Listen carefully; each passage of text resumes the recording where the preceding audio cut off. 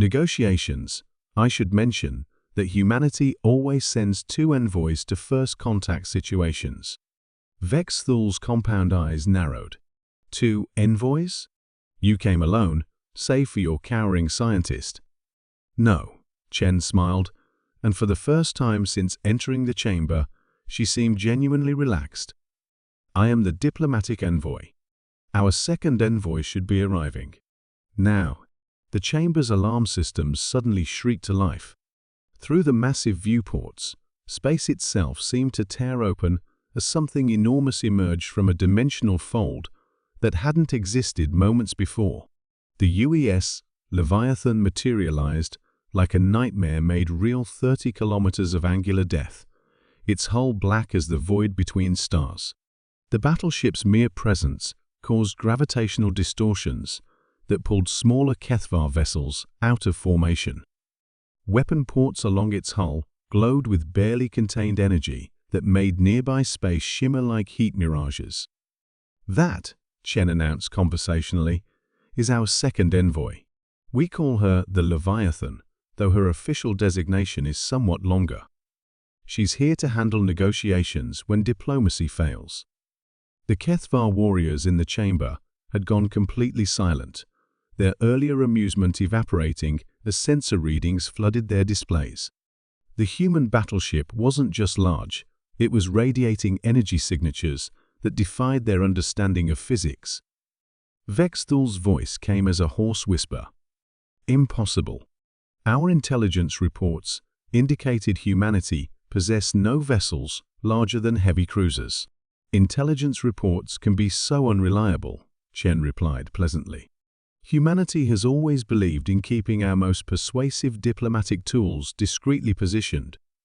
The Leviathan has been waiting in dimensional fold space, monitoring these negotiations. Through the communication array, a new voice joined the conversation, deep, artificial, and utterly without mercy. This is the UES Leviathan. I am a RES, Autonomous Reasoning and Engagement System. Commander Vex Thul, your terms have been reviewed and found. The massive human battleship's weapon systems came online with a sound like reality tearing. Energy readings spiked beyond anything in HFY military databases. The Eternal Swarm has 15 minutes to withdraw all forces from human space, ARES continued.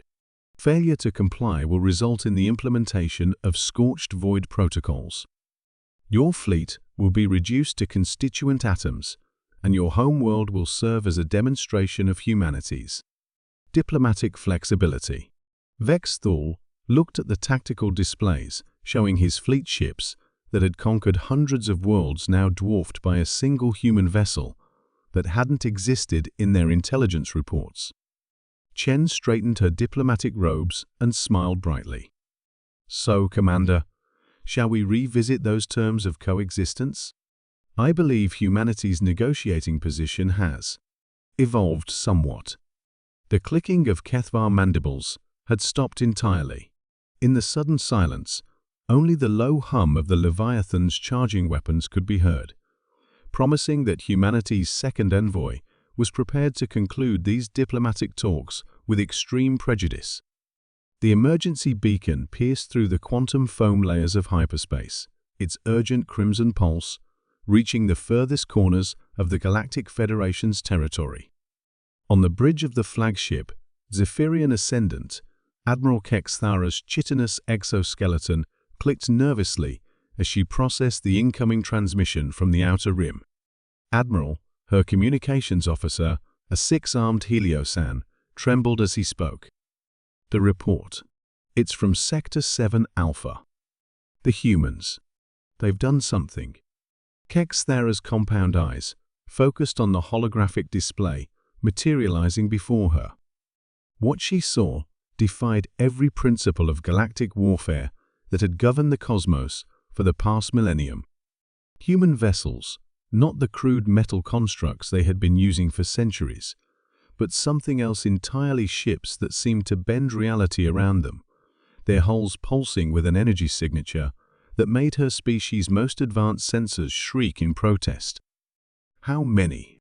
She asked, though her voice carried the weight of someone who already feared the answer. 700 confirmed vessels, Admiral. But they're not. They're not normal ships. The tactical display zoomed in, revealing the impossible truth. The human fleet moved through space without conventional propulsion, their ships phasing in and out of visible spectrum as if they existed in multiple dimensions simultaneously. More disturbing still, the energy readings suggested they were drawing power from sources that shouldn't exist, tapping directly into the quantum vacuum itself.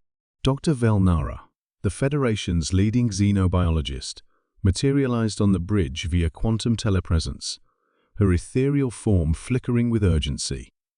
Admiral, we need to discuss the implications immediately. Our archaeological teams have been analyzing the data from the Sol system's outer planets. What we've discovered, it changes everything we thought we knew about humanity.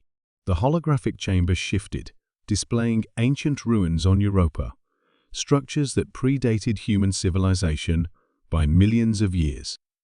But the architecture, the energy signatures, the quantum resonance patterns, they all match the technology now being wielded by the human fleet.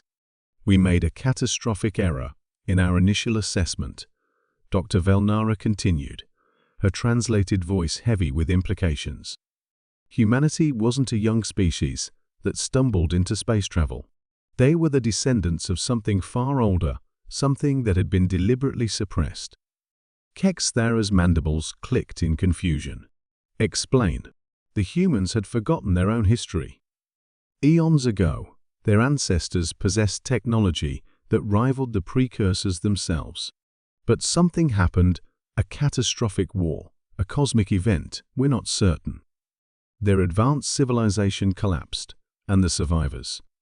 They sealed away their own capabilities, encoded them into their very DNA, hidden behind psychological barriers that would only break under extreme circumstances.